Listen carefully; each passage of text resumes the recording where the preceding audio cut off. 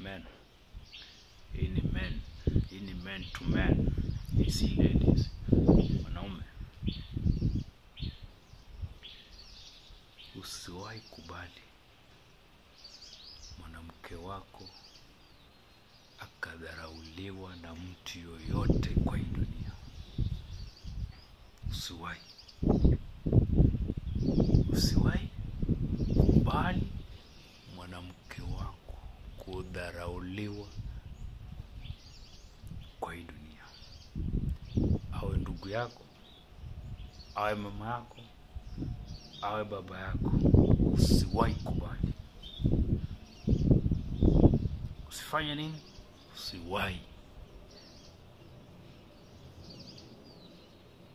Usiwahi kubali mwanamke wako kudharauliwa na mtu yoyote katika hii.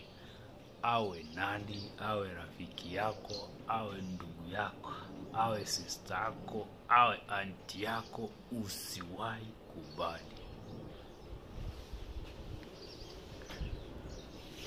Utawachaje mwanaume mwanamke wako akadharauliwa?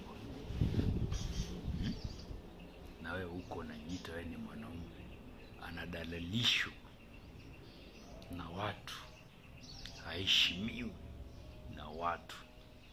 Hapana. Wewe ni binti yako, ni mwanamke wako, ni bibi chako. Usiwahi. Simama na yeye, mtetee kwa njia zote.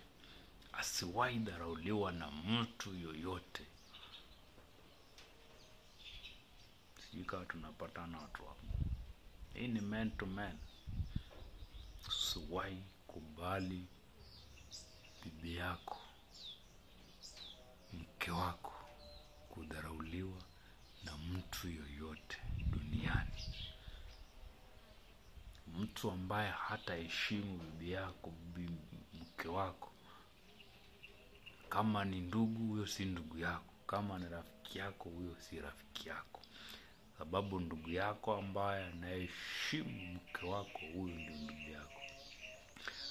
Mtu yoyote anayeheshimu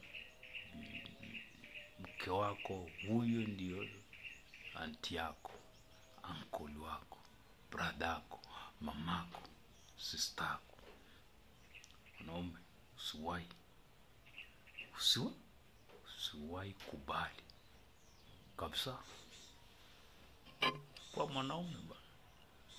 Mwanamke wako anadharauliwa aje ukiwa